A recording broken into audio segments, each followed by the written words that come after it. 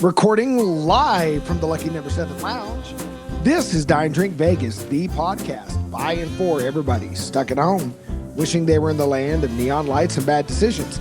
I'm your host, John, also known as the Baller on a Budget, and you have found your way into episode number 68, the 2025 end-of-year special, in which Bill and I are going to have dueling eggnogs and talk through our favorite Las Vegas experiences of 2025 and preview a couple of things that we're looking forward to in 2026. But before we can get to any of that, you know what time it is. We've got to welcome our special guest. No, not the jolly old elf from the North Pole, but the founder of Dine, Drink, Travel, and Dine, Drink Vegas. Yes, of course, I mean the high roller formerly of the High Plains, the leader in the luxury lounge, the king of comps, the Alabama slammer, the man who's always waiting on that limo to take him to his next luxurious Las Vegas destination. Of course, I mean Bill. Happy holidays, Bill. And happy holidays to you, John. How the heck is your weekend going? It's going pretty good. So, listeners, we are recording this on December 14th. And we're out of order. We're actually going to record episode 67 later this week when we have some more news stories to cover. So we're going out of order, which is confusing me. So you guys are going to hear the next episode before you hear this one. But we're going to do some traveling. So just to give you a heads up on the recording schedule.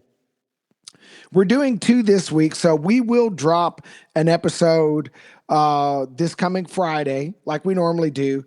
And then, of course, that one's already dropped by the time y'all hear this timey-wimey stuff. And then this holiday special, we're going to drop that the day after Christmas, I would imagine. So it'll fall right between Christmas and New Year. Now, I don't know if we will hit the following Friday, if we'll have one drop in that time frame or not, because Bill and I both have travel going on. If we do, it may be an unusual episode where maybe I cut some content and Bill cuts some content and we slap it all together, because we just may not have the chance to sit down and talk for a couple of weeks. That just may be what happens. So if you don't hear from us for a couple of weeks, don't sweat it. We're not going away, but we did want to give you this little holiday treat. And so we actually dove into some homemade eggnog. Now, Bill, I'm going to go ahead and walk through an eggnog recipe. So I'm a big fan of a YouTube channel called How to Drink. And Greg from How to Drink has done eggnog on multiple episodes. But he recently visited Jerry Thomas's Baltimore eggnog, which is a recipe that's well over 100 years old. And he came up with a version of that. Now, he says that the methodology is what's most important here, not necessarily the booze ingredients, and that you can play around with what booze you put in as long as you follow his method. So I'm going to break down what Greg had to say, and you can go find that episode. I think it's titled, I've Been Wrong About Eggnog, if you want to watch how he does it. But here's the gist of it. An ounce of cognac, half an ounce of Jamaican rum. He was using Smith & Cross. 3/4 ounce of Madeira wine, 3/4 ounce of simple syrup, about a teaspoon of grated nutmeg to your taste, 2 egg yolks, 2 egg whites separated, 5 ounces of milk, and then you're going to use that nutmeg as a garnish. Now, this recipe requires 2 shakers, and you're going to do dry shakes on both.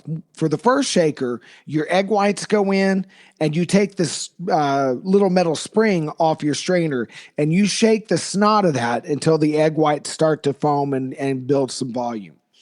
In the other strainer, in goes your alcohol, your simple, and your egg, but not the milk yet. Once you have both of those shaken, you're going to roll between the 2 shakers because you want to gently incorporate your foamy egg whites into your egg yolk and booze mixture. Once you're happy with that, then you're going to add your milk product. You're going to shake it again fairly gently.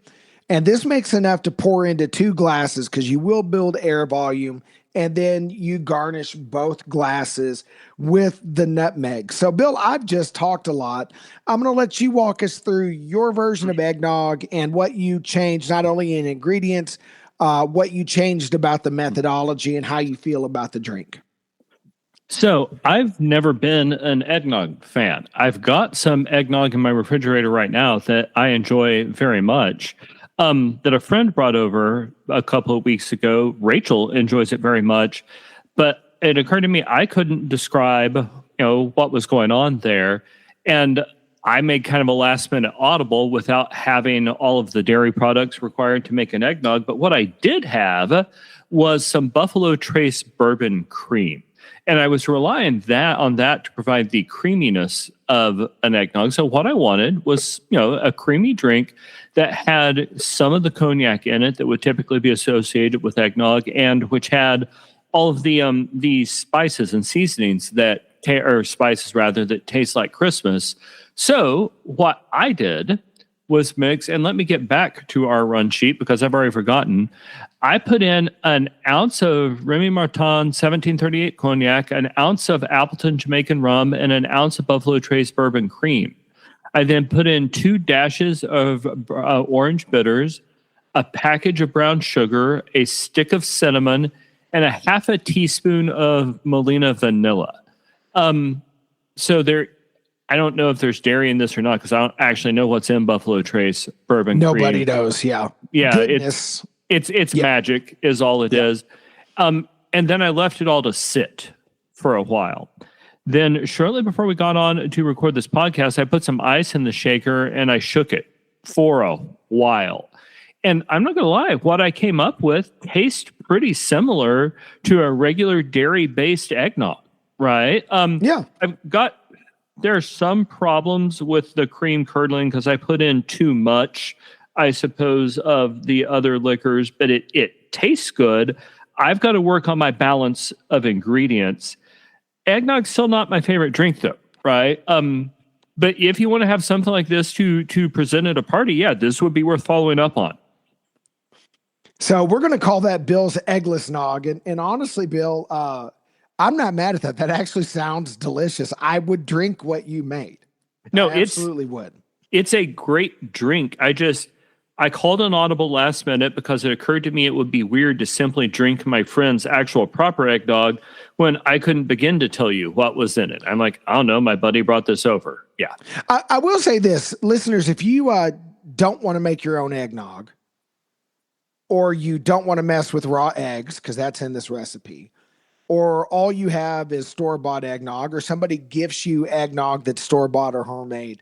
One of the things Greg from How to Drink recommends is that any eggnog that you didn't make fresh yourself will benefit greatly from going ahead and throwing it in your cocktail shaker with some ice and giving it a shake to aerate. And that can take a rather mundane store-bought eggnog, and it won't elevate it to where it's as good as store-bought as homemade, but it'll make it a better product. So I will say in Bill's case, like had you just taken your buddy's nog and given it a shake with the boozes of your choice, that probably would have made a happy glass too. But I like your handiwork.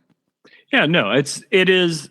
As last minute audibles go, it was good. Also, listeners, I need to confess before we move on, this was 100% my fault and not John's even a little bit. And I would blame John if I possibly could. It's a thing I recreationally do. But I spent most of the afternoon preparing the drink for a different episode because I'm bad at the things. So, you know what? I guess the real lesson here is if you're trying to serve guests at a party, right, and you've got to make an audible on the fly, you can usually do it pretty well and have a good result. Yeah, I think that's true. And I think this whole thing about we're recording episode 68 before we do episode 67 has us both messed up. So, let's run with that. Professional podcasters do it all the time. This is our amateurism showing. Okay. Well, I'm calling mine. So if yours is Bill's Eggless Nog, mine is John's Caribbean Christmas Nog. It's very close to what Greg in the video says you could make in terms of a tiki nog. And he makes a version of tiki nog in the video, but I didn't do what he did. I made some changes. So here's what's in mine. And remember, this makes a double dose. So there's not as much booze as I might have liked, but I'm really happy with the results. So my booze ingredients are an ounce of Appleton Estate 12-year-old. That's being subbed in for the cognac in the original recipe. A half ounce of Hamilton Jamaican pot still black rum. So it calls for a Jamaican rum. I give it that. Then instead of the Madeira, I went with 3/4 an ounce of Amaro de Angostura. So it's still a fortified wine like Madeira, but it's got Angostura in it because we've met. And then also the 3/4 ounce of simple syrup. I did use a sugar-free simple syrup because beat us. By the way, if you are watching your sugar, store-bought eggnog is a no-no. This is good. I will also tell you Da Vinci coffee syrups makes a sugar-free eggnog syrup. I tweeted about that earlier today. That's also surprisingly good. Now, here's where I changed the recipe. There's only one egg yolk in mine. Then I took the white from that egg and enough egg whites for 2 eggs, a couple tablespoons of egg whites, and I put that in my latte pitcher instead of a cocktail tumbler. And then I took out my milk frothing wand because I was not going to put that spring and shake and shake and shake when I got a milk frothing wand. And I put the spurs to it and I got it to where it wasn't quite the soft peaks meringue, but it was getting there. Very aerated. It doubled in size because I wanted enough foam that if I lost some foam in the rest of the drink making process, I would still have a texturally light and fluffy eggnog, right? So put all the booze in my shaker with the yolk, shook that up, put all the whites in the latte pitcher, foamed those up with the milk frother, folded those back about 4 or 5 times. It did not collapse. Then I added 3 ounces of Mootopia milk. That's from HEB. It's like Fairlife. It's one of those less sugar, higher protein milks. And 3 ounces of heavy cream. I shook that up gently, and then that made enough to fill 2 basically highball glasses. I bought a bottle of Jameson Black Barrel yesterday, and it came with 2 cocktail glasses because holiday box season is when I get new drinkware. And then I put an ungodly amount of nutmeg in there, and I've got a little Mexican cinnamon stick in there. And I have to say, this is so much lighter. If you find store-bought eggnog too heavy, y'all, this is it because it's that flavor, but the texture is so much better. And my only regret is that it's an awful lot of work. And if I want a second one, I'm probably going to be too lazy to do it. Ah, So anyway. Yeah, that sounds like me talking, John, when I've complained about cocktails being too complicated. This one, the way I did it, because it wasn't simple, but it was simpler than yours, almost just about worth it if what you want is a heavy, creamy drink. And I do think if I was going to do this again, what I would do is just add in some actual heavy cream with it because I don't want to fiddle with the eggs, right? But I think if you add in some heavy cream, that'd add a nice consistency here. I will say, Bill, the heavy cream would be good. I will say though, aerate it, whip it up. If you've got like a coffee or even just a whisk and go Mr. Miyagi to get the whisk going, get some lightness in there. And I will say the eggnog flavored coffee syrup will give you a little bit of that egg flavor. So if you don't want to deal with eggs, there's some workarounds there. But I will say, because I actually made myself an alcohol-free eggnog earlier with that syrup and some more of the Fairlife. So I've had a lot of dairy today, which I normally don't. This is vastly superior to either the syrup and milk concoction or store-bought eggnog. But in a pinch, any of them will work, especially if you're adding booze. So, Bill, what do you feel about rum versus cognac and bourbon as the booze of choice in a nog? So I haven't had enough eggnogs to really make an intelligent comment. I kind of don't want to I tend to buy fairly decent quality cognacs, and I don't want to put that much money into a heavily mixed and doctored drink like this. I will say the most genius thing of what I did was that half a teaspoon of good vanilla, right? Yeah. I love what that did here. But in terms of which liquor, I just haven't had enough eggnog type drinks to make a really well-informed statement. I will say, because you kind of got me hip to some good cognacs and Armagnacs. I would not reach for a cognac or an Armagnac. I think this is actually a job for good old E&J XO if you want to go with brandy. One time I kind of got Bill to taste some E&J and not the cheapest one, but even the most expensive E&J is still pretty dang cheap, right? You can get a handle for under $20, certainly under 25 if you're in an expensive market. And listeners, hear me. I'm not saying it's as good as a fine French cognac, but it's got about 80% of the flavor. And by the time you mix it in a mixed drink for anything with this many ingredients, it'll do. Me though, I think eggnogs are better with rum. I love eggnog. I drink eggnog every year. I've done bourbon, I've done rye, I've done brandy. I am squarely on team rum from now on, I think. Fair. All right. All right. Well, should we jump into the main story? I think we absolutely should. Well, let's go ahead and talk about our look back on 2025. Most of this is going to be things we liked. We are going to leave space for what we didn't like. But we're going to break this down in categories and we'll go one at a time. So, Bill, let's start with this. What was your takeaway from your best hotel experience or the thing you learned about hoteling in Vegas this year? So I learned the difference between the Encore and the Wynn, and I like the Encore better. So, listeners, if you've never been to Vegas or up on that end of the strip, those two buildings are connected and share a lot of facilities, but are technically separate hotels.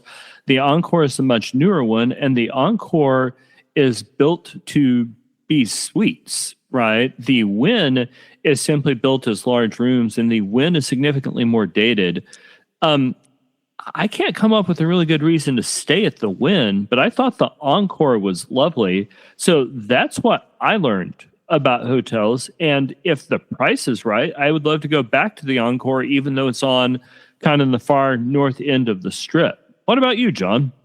So I learned that if the price is right and you're trying to stay in the Mandalay complex because you want access to that pool, which is the only reason I want to stay at Mandalay, to be honest. It's too far down the strip unless you're planning to do a pool day. I will say that if it's in range for you budget-wise, like for our trip, it really only cost me like, I want to say $12 a night more than staying in a Mandalay room. I prefer the W, having stayed in both. Not that the W rooms are all that much nicer than the Mandalay. It's a step up, but it's not a huge step up. But it turns out Mandalay is a big property, and I really like the W end of the building. I love being by the sports book. I love being closer to the bubble craps machine because that's generally what we play. I love being closer to the particular bank of video poker machines I like to play. And I love the fact that I can get to Rira quickly. And more importantly, I can stumble back more easily from Rira to my room. So I did not think the W would be that much of an upgrade for Mandalay. And room quality wise, I mean, it's a suite, which was nice, but I didn't need the living room. Being in that part of the building mattered to me. That was my takeaway. Fair. So, have you ever, John, been up to, obviously you've been in the building. Have you ever stayed at either the Encore or the Wynn? No, haven't done that. I've only been to the building for the buffet. All right. So it's lovely.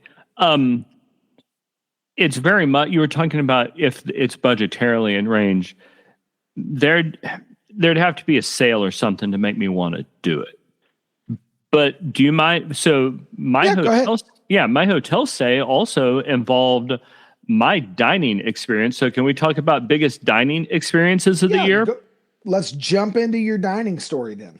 So my best dining story is actually not a best dining story. It is a worse one because the experience was just weird. I'm still upset about the meal I had at Cipriani at Wynn. And if you want to see the whole story, you can go into the Dine Drink Vegas YouTube channel. I think that video is about 7 minutes long, right? So I didn't go on forever. But the service was weird. They asked me to stop filming for the YouTube channel, even though they were letting somebody else do filming while I was there, which meant there wasn't a policy. Right. They served my martini in a shot glass.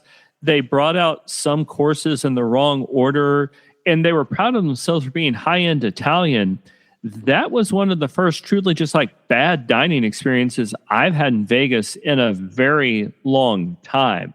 I had some good meals in Vegas this year, but there weren't any real highlight standouts. I will say, in terms of dining experience, I want to say rest in peace, Emmett's Steakhouse. It finally died this year, and it was great. Like, it was so good. I would take my wife there, even though she hates the Cowboys. Yeah, I agree with you on that. Emmett's, I wish more people would have found it. It really was an affordable gym nestled on the strip.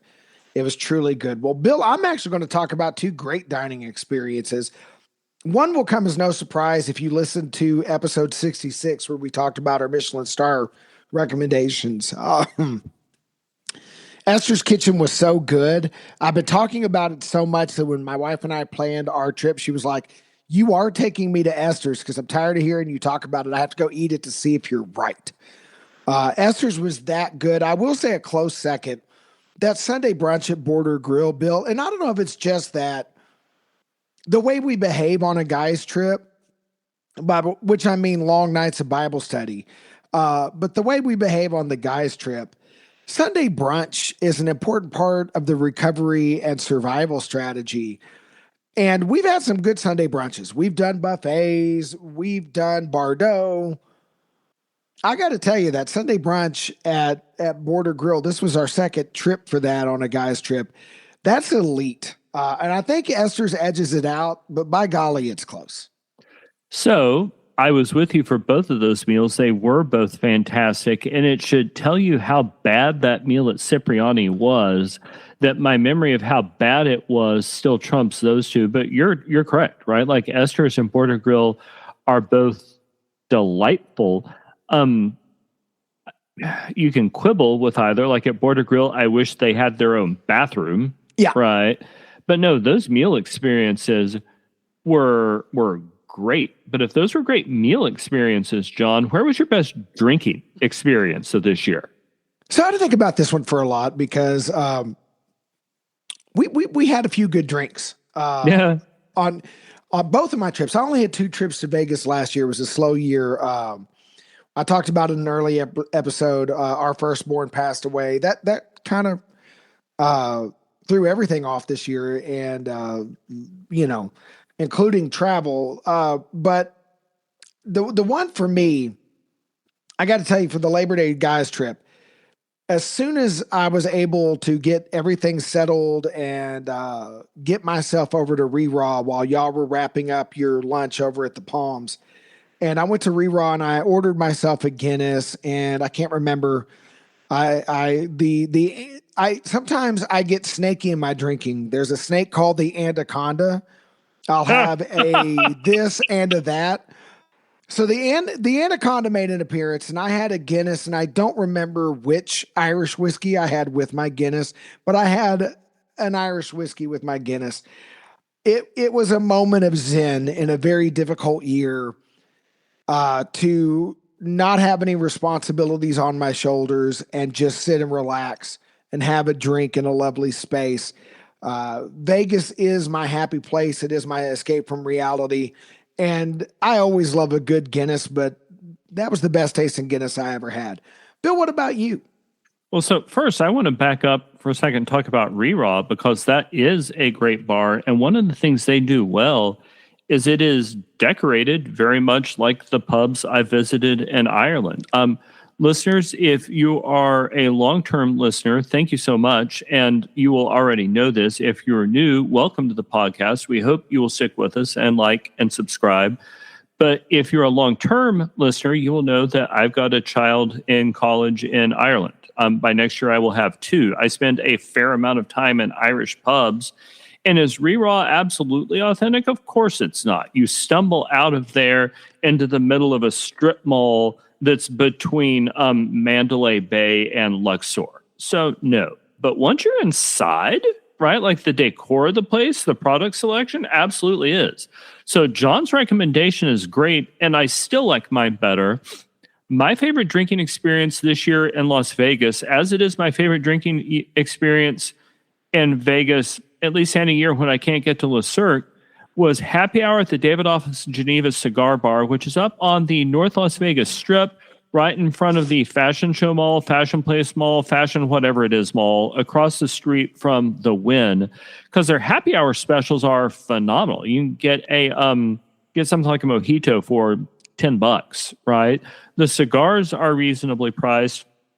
And then you can just sit and people watch. And to be clear, you're not getting discount cocktails. Those are really good cocktails. They're large. They are delicious. They're in a beautiful setting. They just don't cost much. And my happy space is sitting there with my second or third cocktail of the day and a cigar and watching the people go by. That's where I go to check out. I've had the chance to do that, and it's a great experience. I can't argue with that at all. I didn't do that in 2025, but it is really good. Our cigar together this year was at Chicago Brewing in the January trip, if memory serves, which is also a good place to grab a cigar, but very different than the Davidoff. Yes. Also, when you come to my town next month, I'm taking you to a cigar bar, which is just objectively better. I'm not wrong. Okay, I'm here for it. Well, what about gambling, Bill? Well, actually, I'm going to jump in first because it'll parlay to your story. So my best gambling experience this year, which again, I only had 2 trips, so I didn't have a ton, but I wandered over to the smoke-free section at the Plaza, and they had Journey to the Planet Moolah, and I love the Moolah series of games, and I don't know why. It's the redneck in me that just has a thing about cows and barns. I don't know. And getting abducted by the aliens. But I hit a win, and I hit a minor jackpot, one of the small ones, nothing like a hand pay, but I had been down on that trip, and I hit a big enough jackpot. I want to say like $150 or something. It brought me back to even for the trip. When you've been down, even is a heck of a number. I walked out of there happy, and it was a good experience to me. And then I walked over to find you at the Bubble Crabs machine where... So, ladies and gentlemen, the best bet in Vegas, and by best bet, I mean the one that consistently makes me the happiest, is in craps, there will be some bet, and I usually do this at a Bubble Crabs machine, but you can do it at a table, where if the dealer rolls every number between 2 and 6, so 2, 3, 4, 5, and 6, before they roll a 7, then you win a big prize. It's usually something like 35 to 1. And you can place a second bet where if they roll every number between 8 and 12, so 8, 9, 10, 11, and 12, you win 35 to 1. And then there's a third bet where they hit all of those numbers, everything from 2 to 12, except the number 7. And that one pays, I think the last time I saw it was 156 to 1. So John and I were at the Plaza, and I remember the last time I needed to roll was an 11. I did it. And I wound up cashing out of that machine for like $1,500 or something. It was the second time that weekend I'd hit one of those smaller bets, one of the ones on just the 5 numbers. It happened a couple other times this year. Now, John is about to tell you that is statistically a terrible bet. And math is a thing which exists. He is correct that it is a statistically terrible bet. But I won it at least 3 times this year. It may have been 4. And man, it's a good day when it does happen. No, I hear you. And listen, the odds are always on the house. You could do everything right and lose. You can also do everything wrong and win because it's random. And even though the odds are on the house, and in the long run, the house is going to get theirs. People do win. And Bill, I will say, I am not a petty or a jealous person. I would not have bet that. But I also wasn't rooting for you to miss.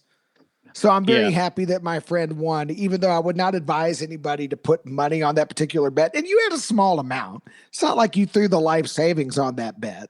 You took a flyer and it paid off for you. So I'm happy for you. And I was less obnoxious that day than the day that I won $700 on the airport slots and sat next to our buddy Mike on the plane ride back, just repeatedly counting the money.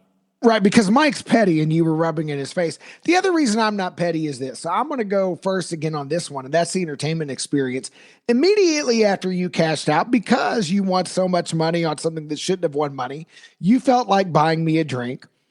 And so we wandered over to Whiskey Liquor Up over at the Four Queens. And you ordered us a lovely Irish whiskey, a well-aged, was it the Redbreast 18? What was that? I think it was just Redbreast 12. It might have been Yeah. Redbreast 15, but no, Redbreast is an Irish whiskey that is lovely in its at least 12-year-old expression. And so we had a couple of drinks at Whiskey Liquor Up, and we moved over to the side area in that upstairs bar where it's open air looking over the stage that's right there by the Four Queens. There's an all-girl cover band down there named Sugar, and Sugar put on a heck of a show. And that was my big entertainment moment of the year. And I get it. Like some people will look down on cover bands. They're not writing their own songs, yada, yada, yada. You know what? A really talented cover band that does a good job playing songs when you're in a tourist destination and everybody's had a little liquid courage and the crowd singing and dancing and into it. It's a lot of fun. And normally I like to be in the middle of the crowd, but that view from Whiskey Liquor Up, if you just go to the side from the rotating bar, there's just a straight row of stools and a little ledge to put your drink, and you're looking right down on stage. That was my entertainment of the year. It was a good night. We had a good time. So that was actually probably also my best entertainment experience. And I put something else there on the run sheet. I'll talk about it in a minute. But yeah, yell singing at that girl band was amazing because in my mind, what I was doing at that point was singing. Like I was helping the band out. Right. I was also in a very particular mind frame, and I'm grateful that no audio, which I'll ever be subjected to, caught me yell singing there. But it was one of those nights I just let Vegas happen. And it was a beautiful thing. I'd won some money.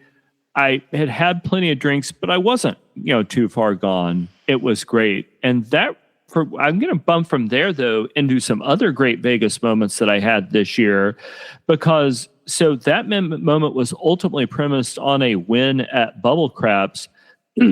One of my favorite things to do in Vegas, one of my great Vegas moments every year for the last 4 years, has been we're walking around looking for our buddy Zero, and inevitably we find him at the same Bubble Craps machine we left him at 4 or 5 hours before. And what makes that so funny is Zero is a world-class statistician. He understands high order math and has gotten some patents based on his ability to do statistical things. But he goes to Vegas and all that just goes away. I don't know. I love the Vegas moment of finding our buddy at the Bubble Craps machine. I'm going to say this about Zero, and I know he plays a little bit of blackjack too, but we've talked before about in reward points. You get almost nothing for games like video poker and Bubble Craps, where the house's theoretical edge is relatively small, right? The bigger the house edge, the more points you get for playing, right? Because it's all about theoretical loss. Zero always has comps available to him. The amount of money you have to spend on Bubble Craps, your coin in on Bubble Craps, to get those kind of comp offers must be astounding. And granted, the way coin in works, it might say you had 10,000 coin in. Well, you might have played the same $1,000 10 times before you either lost it all or called it quits, right? So coin in does not mean that's how much money you brought to Vegas, but still to get the comp offers he gets, he doesn't play enough blackjack. He's putting an awful lot of money through those machines, because I've done some pretty serious Bubble Craps and gotten bupkis in the way of reward points for it. You got to really be committed. You really do. One other great moment that I'd really love to hear what you have. I discovered the new Capital One Lounge at the Las Vegas airport, and it's a nice space. At that point, it wasn't too crowded. It apparently has since become overrun. But yeah, I enjoyed finding a quiet place at the airport that made a really good Bloody Mary, because I'm never in a good mood when I'm taking off from Vegas. I just kind of want a quiet place to be and prepare for the flight home. Yeah, and the Vegas airport, I feel like is not it's not one of my favorite waiting around for your flight airports. And especially because most people lose in Vegas. So you got a bunch of people that are hungover, lost money, and sad to go home. So the crowd's generally not in a great mood. And it's not the worst airport I've ever had to wait for a flight on, but it's not the best either. So finding those places, as it stands, I don't have a habit of going to lounges. You've kind of convinced me I need to add that to my repertoire. You do. But how about you, John? What other great moments did you have in Vegas this year? So the wet deck pool cabana day, the area in the Mandalay Bay pool complex that belongs to the W is called the wet deck. And we had a marvelous experience there. You're not very far from the lazy river or the beach with the wave pool. So you can do all the things, but you're secluded from the hoi polloi. Our waitress was pretty attentive. She was pretty and she was attentive. We'll put it that way. She was better looking in her swimsuit than either Bill or I were in ours. I think I that's am a fair hurt assessment. by that comment. I'm not wrong, and I apologize for nothing. That was a lot of fun, and again, it was that trip for me. I needed to get away from everything I've been dealing with at home, and a pool day goes a long way to making some wrong things in your soul right. We always call Vegas Sin City. Nobody talks about spiritual health in Vegas, or if we do so ironically. But honestly, I found that pool day very restful and therapeutic, and also most of my sports bets paid off that day. So watching TV by the pool worked out good for me. Bill, how'd that work out for you?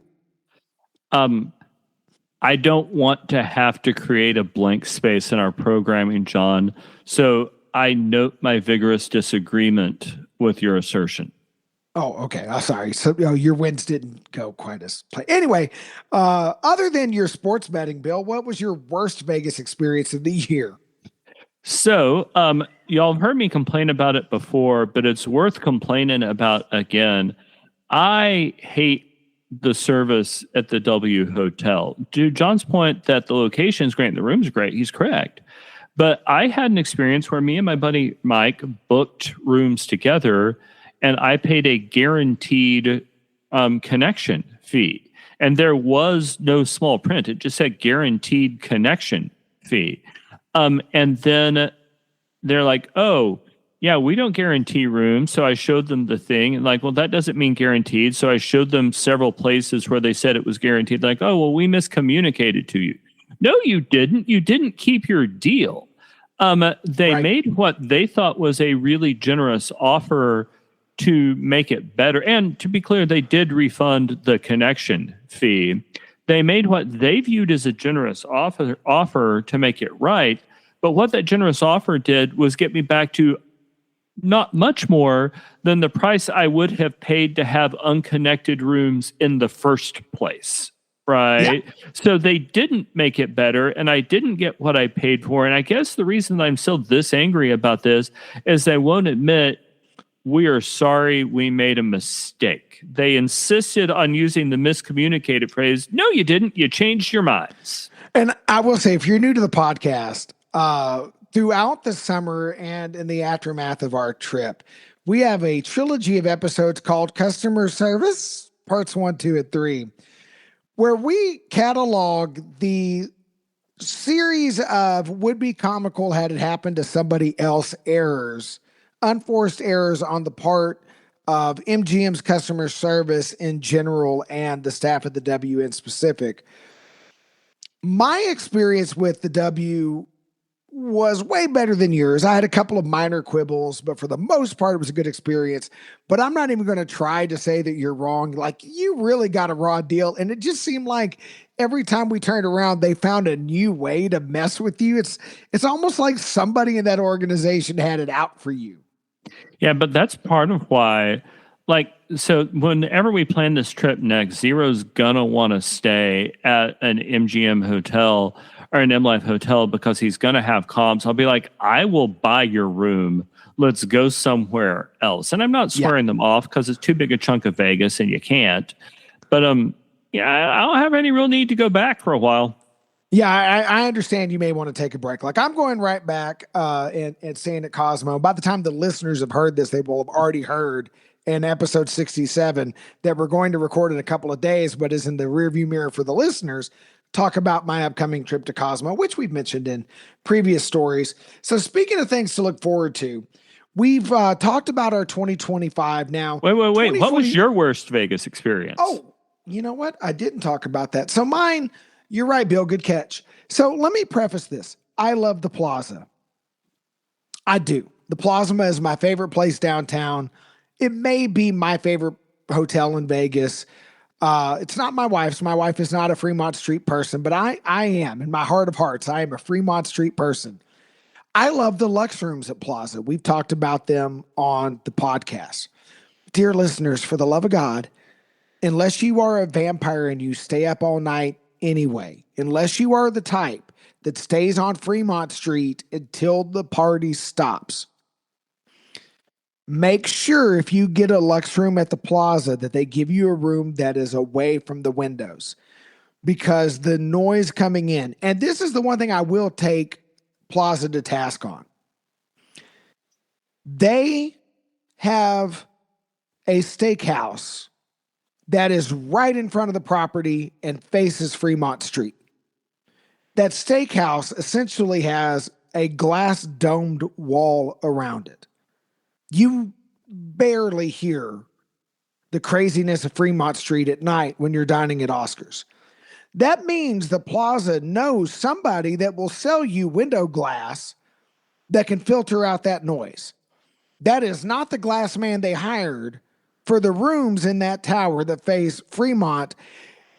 Billy, it was like somebody had a boombox in bed with me all night. The noise was just, and I could sleep through a train wreck. I am a father of 4.